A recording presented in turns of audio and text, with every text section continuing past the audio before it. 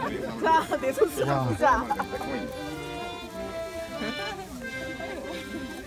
사인 받아야지. 홀 안 갖고 왔네. 가방에다 받을까?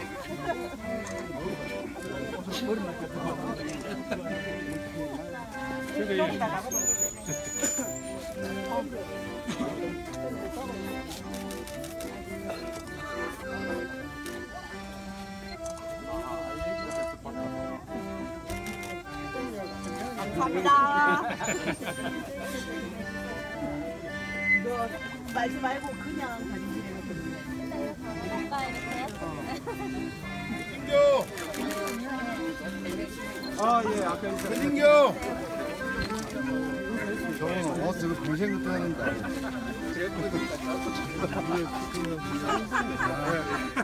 나는 연식이 어떻게 되십니까? 제가 먼저 왔어요.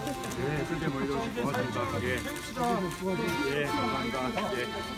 네, 또 열심히 노력해서 이 지역으로부터 지지받고 싶습니다. 그래서 지금은 이렇게 보면 우리 새누리당의 김무성 대표도 고향에 대해서 지난번에 한 달 전에 자명할 때 그때 이제 대천을 다녀가시고. 아, 그렇습니까? 그래서 그런 어떤 같은 의미로 그건 뭐 전혀 뭐 의식한 것은 아니고요. 그냥 전국 관광 곳곳을 그냥 구석구석 많이 지금 다니고 빨리 출발하겠습니다. 여기 또 우리 또 금무상 우리 위원장님이 아주 지금 열심히 하셔서 새로운 바람을 일으키고 있는 곳이거든요. 예, 저쪽으로 해서 위원장님에 대한 경례도 좀 했어요. 계장님이 이쪽으로 오셨는데 저희가 저까지 책임지고 해야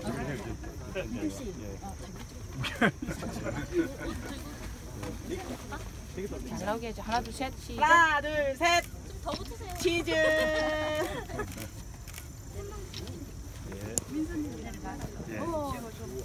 네. 예, 사진 찍고 가십시다.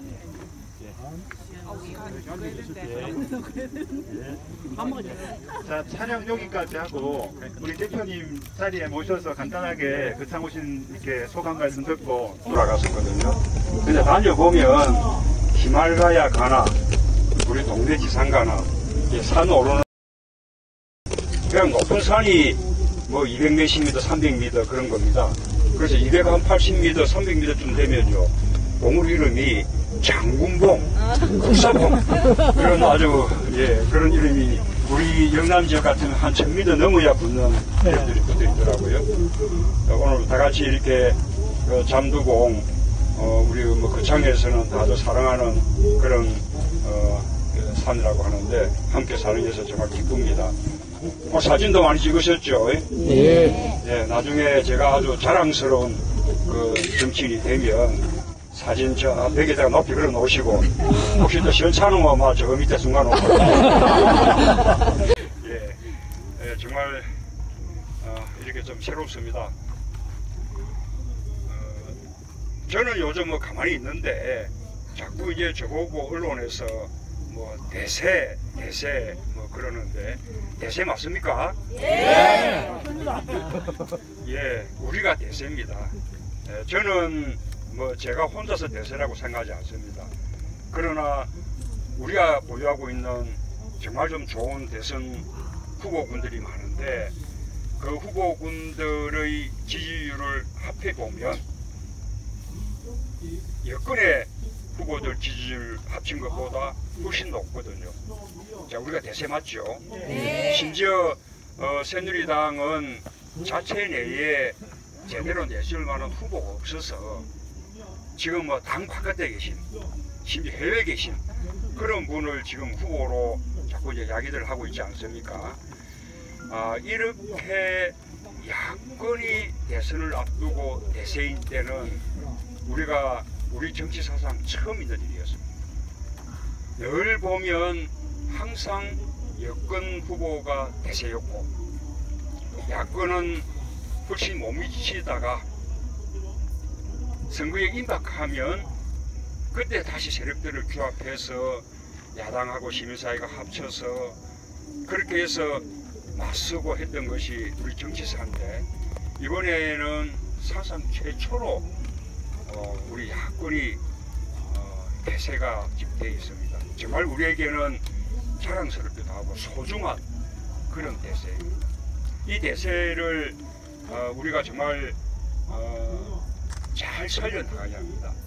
이 대세를 흔들고 폄하하고 깎아내리고 하는 것은 정말 옳지 않습니다. 지난번 대선 우리가 한번 되돌아보면 그때는 지금 박근혜 대통령이 후보로서 대세였는데 그때 새누리당은 어떻게 했습니까? 그 대세를 계속 키워주지 않았습니까? 심지어 그 전에 세종시 문제로 서로 다투고 했던 말하자면 친이파들조차도 박근혜 대세 존중하면서 박근혜 후보에게 비대위원장 자리 맡겨서 새누리당 당명 바꾸고 당 색깔 바꾸고 뭐 경제 민주화 이런 거 주장하고 이런 식으로 당을 혁신하는 모든 공로를 전부 박근혜 후보에게 몰아주어서 박근혜 후보의 경쟁력을 최대한 높여서 선거에 내보냈거든요. 그렇게 우리도 우리의 대세를 아끼고 존중하고 더 키우고 그렇게 해야 될 것 같습니다. 이 대목에서 우리가 한번 생각해야 될 부분은 그 대세가 결코 우리가 잘해서 만든 그런 대세가 아닙니다. 제가 잘해서 만든 대세도 아니고요. 정말로 이제는 못 살겠다. 정말 이렇게 바꿔야겠다. 라는 국민들의 간절함이 만들어준 대세입니다.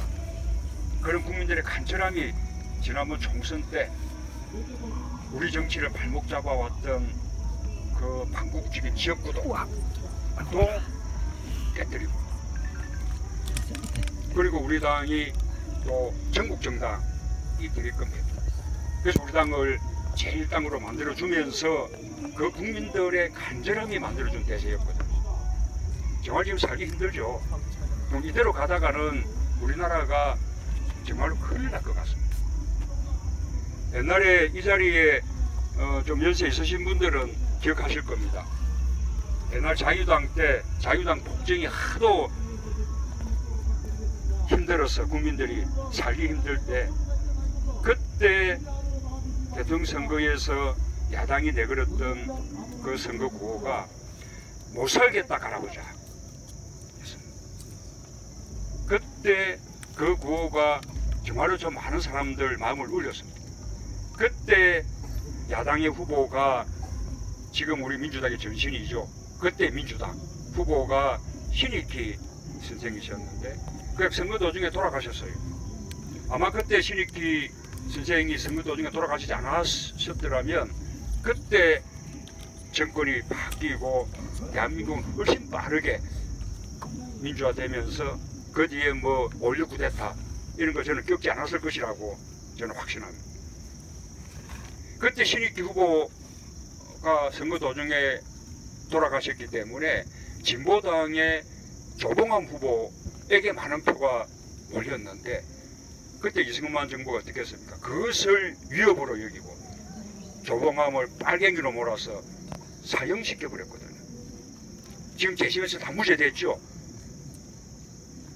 우리가 국민들이 만들어준 대세 살려내지 못한다면 다음 정권 다음 대선에서 정권 교체 해내지 못한다면 그런 세상이 오지 말라는 보장이 없는 거예요. 정말로 다음 대선에서 정권 교체 이루지 못한다면 저는 우리가 전 국민들 앞에 또 역사 앞에 큰 죄를 짓는 것이라고 생각합니다. 근데 정권 교체 뭐 누가 합니까? 우리가 하는 거죠. 우리가 다 함께 하는 겁니다. 지금 우리가 다 함께 얘네 꼭 정권 교체하자 그런 마음으로 이 자리에 다들 함께 해주신 거 맞죠? 네. 내년도 정권 교체의 주역이 저는 우리 영남 경상도라고 생각합니다. 그 전까지 우리 정권이 교체되지 못한 이유가 우리 대구 경북 또 부산 경남 묵산 영남 지역이 우리가 남이가 이러면서 지역주의로 똘똘똘 뭉쳐서 그래서 우리 정치 발전도 바라막고 또 정권 교체도 막아왔던 거 아닙니까? 그런데 그러기 전에 우리 영남 지역은 정말 어떤 민주화의 성지였고, 기억하시죠?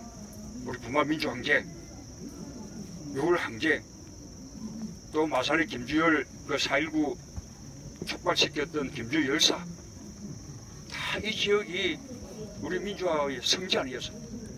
대구 경북도요, 지금은 굉장히 보수적인 곳이다 이렇게 말들 하지만 거기도 옛날에 의회운동 일으키고 일제시대 때 독립운동 가장 열심히 하고, 그러고 우리나라 민주주의를 이끌었던 이승만 독재 시절에는 그 독재 정권에 가장 치열하게 항거했던 그런 곳이 또 대구 경북이거든요. 이렇게 영남 지역이 우리가 남이가가 아니라 이제는 옛날에 우리 자랑스러웠던 민주의 성지, 독재에 맞섰던 그 정신, 또 항일 독립운동에 앞장섰던 그런 우리 민족 정신들, 이런 거 되살린다면, 또 그렇게 또 되살리는 것이 내년도 정권 교체의 그 길이라고 생각합니다. 그렇게 생각하면 그동안 우리가 남이가 가장 열심히 또 막 했던 곳이 우리 여기 산청, 함양, 합천, 함안, 그죠? 우리 이 지역 맞죠? 네. 자, 이제 우리가 나서서 바꾸자. 우리 거창이 정권 교체의 이제 중심이다. 그런 좀 자부심 가지고 그렇게 내년에 우리 정권 교체의 자랑스러운 역사 만들어내면 좋겠습니다. 그런데 딱 이 중요한 시기에 우리 또 검문상 변호사님이 우리 위원장 맡으셔서 이 지역에 정말 새로운 바람 일으키고 있습니다. 저 오늘 와서 보니까 깜짝 놀랐습니다. 우리가 이렇게 우리의 당원 동지들 만나 이렇게 뵈도 또 산악회 가면 다 이제 연배들이 젊은 층들인데 여기는 어르신들이 이렇게 함께 해주시고 정말 참 든든합니다. 이번 총선에서 우리 경상도 영남 지역, 특히 부산 경남 많이 바뀌었죠. 근데 바뀐 바람이 동쪽, 그죠? 부산하고 저 울산하고 또 양산, 김해 이 정도에 멈췄거든요. 그런데 이제 다음 대선 끝이고 마치고 다음 총선 때는 이제 그 바람들이 이쪽 서부 경남으로 그리고 또 북부 경남으로 이렇게 또 이제 불어오지 않겠습니까? 맞습니다. 자, 우리 이 지역을 이렇게 바꿔내고 있는 우리 주역 검문상 변호사님, 우리 검문상 위원장님께 다들 뭐 정말 힘찬 격려의 박수 한번 부탁드립니다. 자, 우리 다음에는 우리 국회로 꼭 보내주실 겁니까? 예. 예. 그래서 저 문재인과 우리 검문상이 정말 좀 함께 손잡고 우리가 꿈꾸는 좋은 세상, 사람 사는 세상, 또 사람이 먼저인 세상, 또 국민들이 제대로 조금 대접받는 세상, 대통령이 위에서 군림하는 것이 아니라 국민들에게 호통치고 나무라고 하는 대통령이 아니라 국민들하고 딱 눈높이 맞추고 국민들 고통, 절망 함께 공감하면서 국민들이 눈물 흘리면 눈물도 닦아주는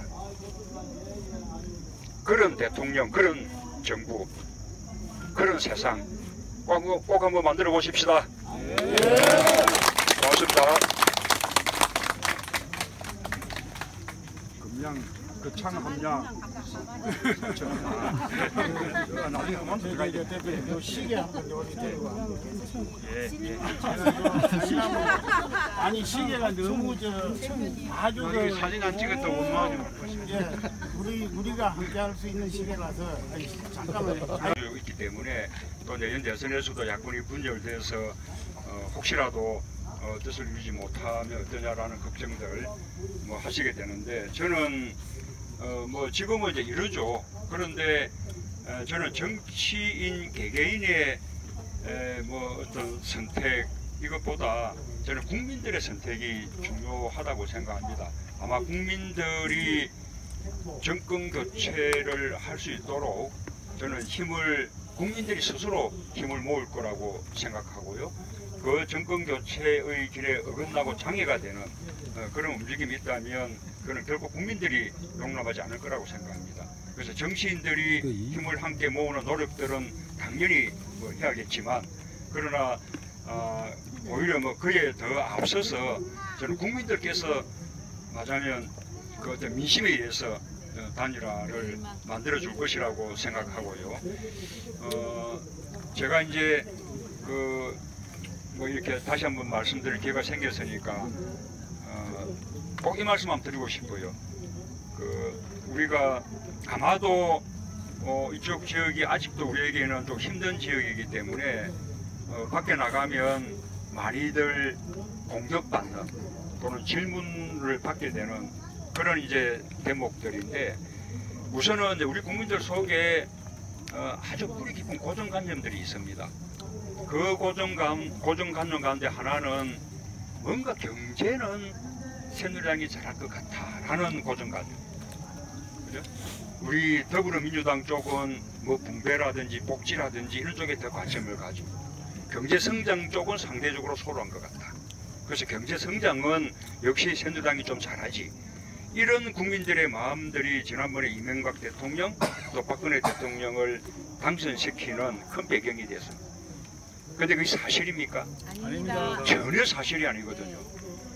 앞에 김대중, 노무현 두 정부의 경제성적표하고 그 전후에 있었던 김영삼, 이명박, 박근혜 정부의 경제성적표를 비교해 보면 모든 경제지표에서 김대중, 노무현 정부의 성적이 월등히 높았습니다. 경제성장률도 그렇고요. 국민소득 증가율도 그렇고 수출 증가율도 그렇고 고용률, 실업률, 외환보유고 증가액 어떤 지표, 심지어 주가지수 노무현 정부 때 주가지수가 얼마였는지 아십니까? 노무현 정부 때 주가지수가 2,000을 넘었습니다. 2030. 우리가 퇴임할 때 주가지수가 거의 2,000에 가까웠습니다. 지금 그 주가지수에서 여전히 맴돌고 있는 거 아닙니까? 정말로 이명박 박근혜 정부 10년이 경제면에서는 잃어버린 10년. 그래서 이제는 경제 우리가 훨씬 잘한다. 우리가 훨씬 유능하다. 라고 자부심 가지고 말씀을 해주십시오. 또 하나 뿌리 깊은 고정관념이 안보는 또 새누리당이지. 그래서 국가간도, 애국심도 새누리당이 좀 더 확실한 것 같고 더불어민주당은 뭔가 남북 대화, 화해, 교류, 협력 이런 거 좀 더 관심 가지고 안보는 조금은 뒷전인 것 같다. 그래서 아마 지금 이제 경제 부분은 이명박 박근혜 정부가 워낙 참담하게 실패를 해버렸기 때문에 이제는 아마 이제 새누리당도 자기들이 경제 잘한다 소리는 못할 겁니다. 아마 이제 다음 대선은 이제는 남아있는 안보 그 프레임으로 대선을 치르려고 할 가능성이 많습니다. 안보도요. 진짜 이 사람들이 유능합니까? 전혀 그렇지 않습니다. 비교해 보십시오. 김대중 노무현 정부 시절의 안보 성적하고 안보 상황하고 이명박 박근혜 정부 시절의 안보 성적, 안보 상황 한번 비교해 보십시오. 김대중 정부 때는 주철에 서해 해전을 겪었습니다. 한 번은 북한이 기습했습니다. 단호하게 격퇴하지 않았습니까? 우리 장병들 목숨 걸고 물 잊혔죠. NLL을 굳건하게 지켰습니다. NLL 밑으로 한 걸음도 못 내려왔습니다. 노무현 정부 때는요. 아예 남북 간의 군사적 충돌이 한 건도 없었습니다. 남북 간의 군사적 충돌 때문에 우리 아까운 국민들이 목숨을 잃거나 우리 장병들이 그 귀한 목숨을 잃고 하는 일이 한 건도 없었습니다. NLL을 넘으려는 시도 자체가 없었어요. 애시당초 그런 엄두를 내지 못하도록 우리가 다 예방적으로 다 안보를 굳건하게 해냈습니다. 이명박 정부 들어오니까 어떻습니까? 천안함, 연평도 NLL이 뻥뻥 뚫리지 않았습니까? 정부 발표에 하면 북한의 잠수함이 우리 영해로 들어와가지고 병영도 밑에 있던 우리 군함을 폭파시키고 다시 북쪽으로 도망갔는데 깜짝같이 놀았다는 거 아닙니까? NLL이 무력해지던 거예요. 연평도 포격 사건 때도 얼마나 많은 우리 장병들, 국민들 아까운 목숨을 잃었습니다. 제대로 응징은 했습니까? 응징도 못했죠. 우리가 대응 사격을 했는데 엉뚱한 데다가 포격을 해댔지 않습니까? 지금 박근혜 정부에 와서는 드디어 남북 간의 전쟁이라도 일어나지 않을까. 대통령 입으로 그런 말을 막 합니다. 국민들을 안심시켜주고 안녕하게 만들어주고 하는 것이 안보인데 제대로 안보하고 있는 겁니다. 정말로 안보도 우리가 훨씬 유능하다. 그렇게 자신있게 말씀하십시오. 국가간요, 애국심. 그 연평도 포격 사건 나고 난 이후에 청와대 지하 벙커에서 이명박 대통령 주재로 그 대책을 논의하는 안보관계 장관 회의를 하는데 그때 기사들 기억나십니까? 그 멤버들 가운데 군대를 정상적으로 다녀온 사람은 육사 출신인 국방부 장관 한 사람밖에 없었어요. 대통령도 미필, 국무총리도 그 미필, 국정원장도 미필, 비서실장도 미필, 이렇게 줄줄이 다 군대 안 갔던 분들이 모여서 연평도 대책 논의한 거 아닙니까? 그 가운데 정당한 사유로 군대 못 간 분도 계실 겁니다. 그런 분들 비난하면 안 됩니다. 그러나 그렇게 다 많은 분들이 군대를 안 간 것은 그 중에 대부분은 정말로 특권을 이용해서 반칙으로 없는 흑수저들만 군대 가고 금수저들은 군대 안 가는, 그렇게 군대 안 갔다는 거 우리 다 아는 거 아닙니까? 그 사람들이 그 국가관이 투철합니까? 애국심이 있는 것입니까? 노무현 대통령 저는 전부 사병으로 군대 갔다 왔습니다. 저는 특전사 복무했습니다. 우리는 다 국가와 민족을 위해서 우리 스스로를 희생한 그런 식의 자세를 갖고 지금까지 살아온 사람입니다. 누가 더 애국심이 투철하고 누가 더 국가관이 투철합니까? 그래서 국가감도 애국심도 이제는 우리가 더 확실하다. 그렇게 또 우리 보수적인 또 어르신들 막무라고 말씀하시면 자신있게 그렇게 말씀들 해주시기 바랍니다. 네, 저는 제가 한 말씀 드리고 싶은데, 저는 묘미가 아니고 변이를 좀 많이. 제가 누구냐 하고는 함양에 사는 김순환인데요. 그저 다 드시는데 함양에 살고 있는 김순환인데 어째서 문 대표님을 잘 알게 됐냐면은 김두관 그 의원님하고 제가 가깝고 자주 만나는 바람에 문 대표님을 자주 만났습니다. 사진도 많이 찍었고요. 이랬는데 오늘 그 여기에 우리 모이신 분들은 그 안녕. 문 대표님의 맞네. 지금 얘기가 다 못하게 돌았습니다. 근데 우리 함양하고 거창의 민심의 사회는 우리가 가서 얘기하기가 어렵습니다. 실제로 우리 더불어민주당 쪽에서 얘기를 하려고 하면 주쳐서 말을 못할 그런 입장입니다. 지금 방금 말씀하신 가운데 안보가 우리가 더 튼튼하다는 얘기인데 우리 함양이나 거창의 주민들 전체를 보고 보면은 야당에서 안보는 제로라고 생각합니다. 근데 그것을 우리가 인정받으려고 하면은 어떻게 해서 그러니까 그 전문가들이 양반 토론식으로 해서 국민이 듣고 판단할 수 있도록 이런 조성을 하나 만들어 주셔야 되고, 또 그 다음에 가장 어려운 게 여기에 지금 뭐 사드 배치 우리가 반대하는, 오늘도 반대하고 있는 분이 있는데 저는 반대도 아니고 찬성도 아닙니다. 왜 그러냐 하면 사드 배치도 전문가들이 나와가지고 찬성 쪽하고 반대 쪽하고 토론을 해서 국민들이 그게 그렇구나 이렇게 판단할 수 있어요. 지금 상황으로 봐서는 뭐 대부분의 사람들이 하면 같이 다 그럴 겁니다. 그 장도 그럴 겁니다. 아이고 지금 이국이 천일 올라고 방금 말씀하듯이 전쟁 날라 사는데 갖다 놔야지. 이게 뭐 지배적입니다. 그럼 그것을 우리는 내년 정권 교체까지 이끌고 가는데 어떻게 되려고 합니다. 말하자면 전문가들이 모여서 토론을 해서 이것이 국민들이 그게 그렇구나 이러한 인정을 받을 수 있도록 해줘야 되지 않나. 그래야 정권 교체에 참 틀이 잡히지 않느냐 이런 생각이 들고 있습니다. 예. 네, 어르신 말씀 잘 들었습니다. 저는 젊은 사람을 대표해서 외람되지만 건의를 하나 하고자 합니다. 저희가 언론 환경이 제대로 따라주게 되면 김대중 정부나 노무현 정부나 때처럼 언론 지형이 그 당시 그 언론 지형이 지금 이 잣대로 적용이 된다면 박근혜 대통령은 대통령 자리에 있지 않다고 생각합니다. 예. 그래서 그런 환경을 지금 더불어민주당 역량이나 야권에서 노력을 한들 지금 언론 환경이 장악되어 있기 때문에 그것을 일반인들, 그러니까 야권이 아닌 여권 성향이나 중간 성향이 계신 분들이 사드 문제나 이런 거를 되돌리기에는 역부족이라고 생각합니다.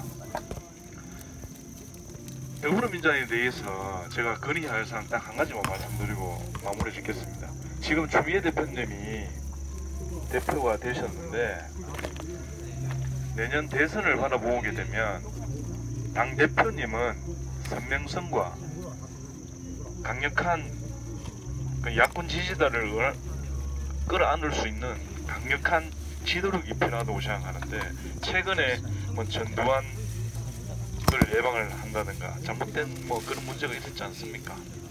야권 지지자들은 엄청난 실망을 하게 됩니다. 투표를 하러 갈 때 저 같은 젊은 사람 입장에서는 뭐 날씨가 안 좋거나 저는 그렇지 않겠지만 그래도 야당을 좀 찍어줘야겠다 하신 분들은 당이 그런 식으로 나오게 되면 뭐 휴가를 간다든지 그렇게 되지 않겠습니까? 우리 대표님은 대선에 나가셨을 때는 외연 확장을 하기 위해서 여지를 남겨두고 당대표나 당 지도부에서는 강력한 선명성으로 지지자들을 강력하게 잡아두는 그런 전략이 필요하다고 생각하는데 좀 당부 좀 드리겠습니다.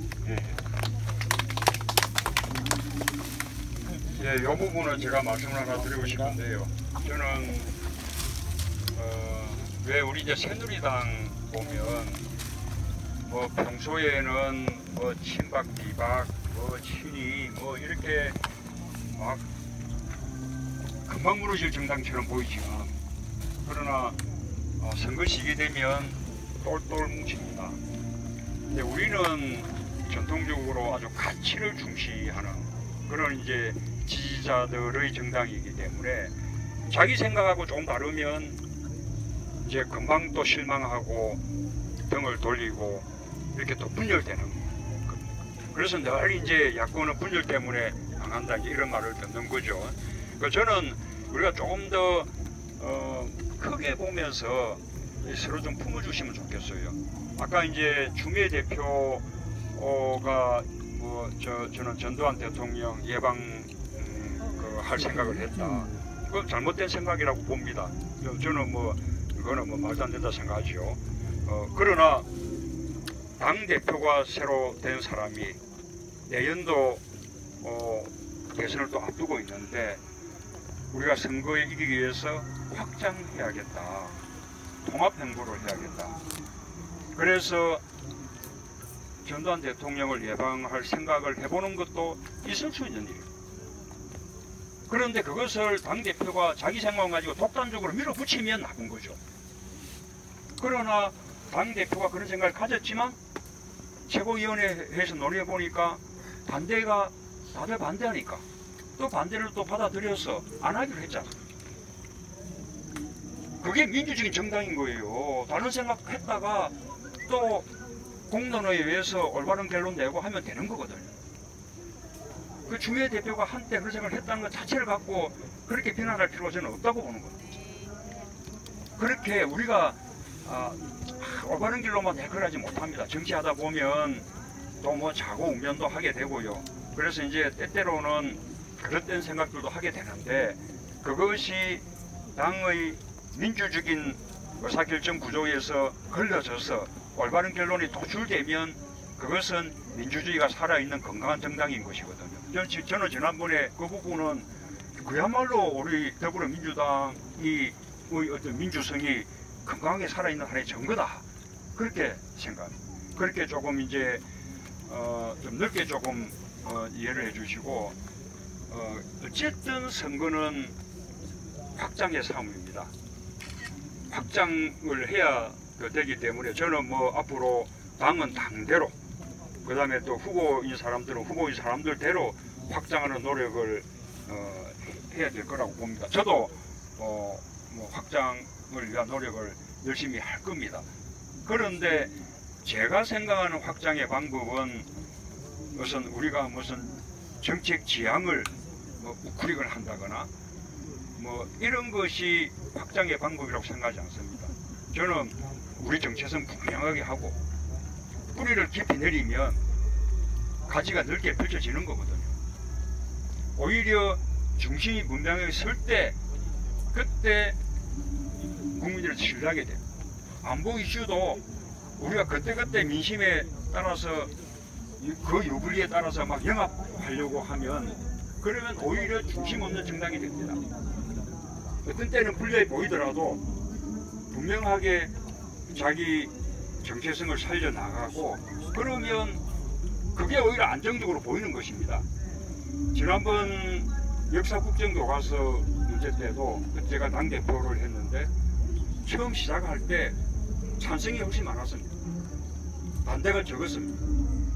왜냐하면 우리 부모들이 볼 때 아유 막 역사교과서가 막 8개나 돼가지고 애들 공부하기가 혼란스럽고 뭐 국가가 하나로 딱 이렇게 해주면 오히려 아들 공부하기도 좋고 좋지 않을까 이렇게 생각한 겁니다. 그러나 그래서는 안 된다 라는 거 우리 당이 앞장서서 줄기차게 국민들에게 설명해 드리고 또 학계에서도 똑같게 이렇게 국민들에게 또 설명하고 심지어 교과서 집필하는 분들도 그게 아니다라고 단호하게 나서고 이렇게 우리가 자신있게 우리 입장을 밝혀나가니까 결국 국민들이 어찌 됐습니까? 역사교과서 반대하는 여론이 훨씬 높아졌죠. 자, 그렇게 우리가 아까 제가 안보 이유 말씀드린 것도 이제는 우리가 자신있게 하자는 겁니다. 우리가 안보 이슈에 자꾸 밀리니까 저쪽에서는 선거 때마다 안보 프레임을 거는데 안보 프레임을 해서 늘 이제 재미를 보한 이유가 우리가 안보 이슈에서는 늘 주눅들고 위축되고 회피하고 피해봤기 때문에 우리가 당당하게 나서면 안보도 꿀릴 이유가 없어요. 우리가 잘하는데요. 우리가 경제 잘하듯이 안보도 잘하는데 우리가 왜 꿀립니까? 그렇게 자신있게 마십시다.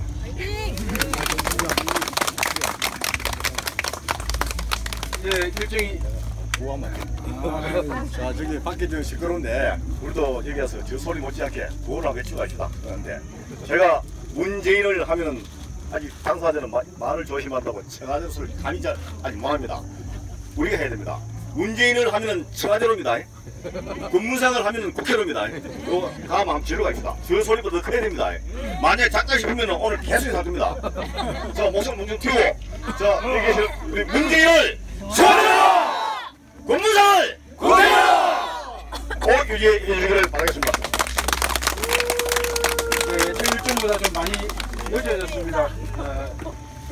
식사 시간이 벌써 다 돼가는데 쭉 내려가셔서 행사장을 좀 간단하게 돌게요.